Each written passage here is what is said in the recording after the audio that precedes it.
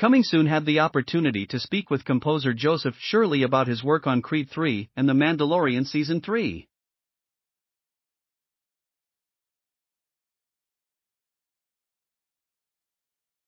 Shirley spoke at length about working alongside director Michael B. Jordan, the difficulties that come with a franchise, and what it was like following in the footsteps of composer Ludwig Göransson.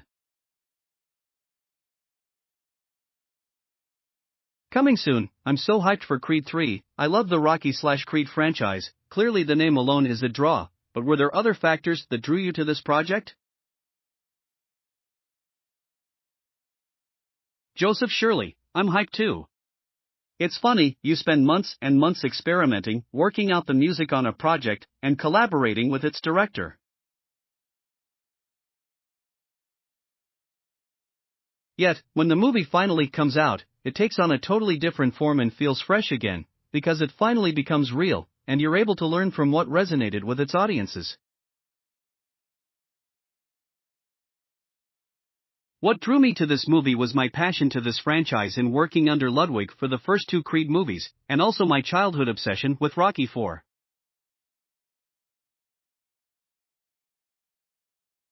The stakes, the score, the bad blood between Rocky and Drago. That movie had everything for me as a kid growing up. I remember watching that movie with my brothers in the TV room countless times. This is Michael B. Jordan's directorial debut. What was he like as a director? How did he approach the musical aspect of the film? Michael was such a joy to work with. He was passionate about every department of this movie, and gave everyone his attention when they needed it. It was astounding to me, the feat of directing a movie and also being its star.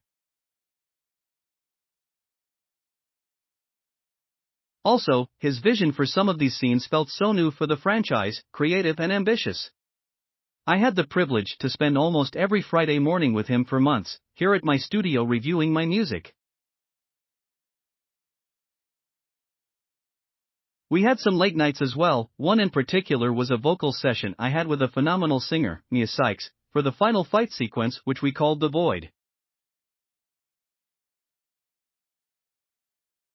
Mike and I conducted Maiya through the glass of the vocal booth, while she watched the sequence and riffed over it. It was thrilling for both of us to kind of play in the sandbox together like that.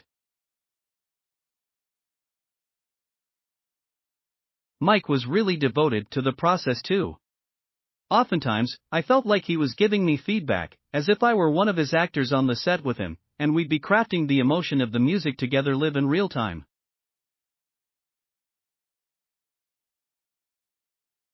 It was amazing to feel that close to the story with him. You're tackling a franchise that's been around since the late 70s, which is crazy. Was it difficult to find a new way to tackle the score? Did you feel compelled to add your own voice, or was your goal to recreate/expand upon the previously established themes?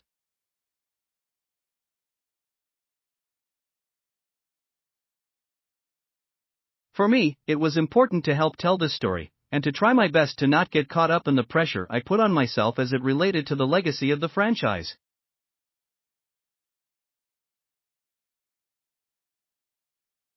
Mike and I gravitated towards the emotional through line of the story, and so I think our score has a bit more of a subtle gravitas and darker emotional texture as compared to what Ludwig so brilliantly wrote for C1 and C2, as well as the iconic Bill Conti themes.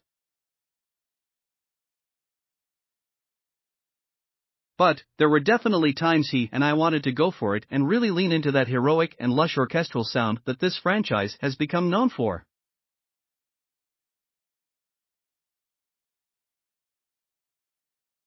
In certain key areas of the movie, I wanted to honor the musical legacy of this franchise, but at the same time, help tell our story which deviates from that formula in a lot of interesting ways. Damon Adonis in particular needed a new texture musically, one that felt more personal and intimate, but also kind of suspicious in tone. What was the most challenging aspect of Creed 3, and how did you overcome it?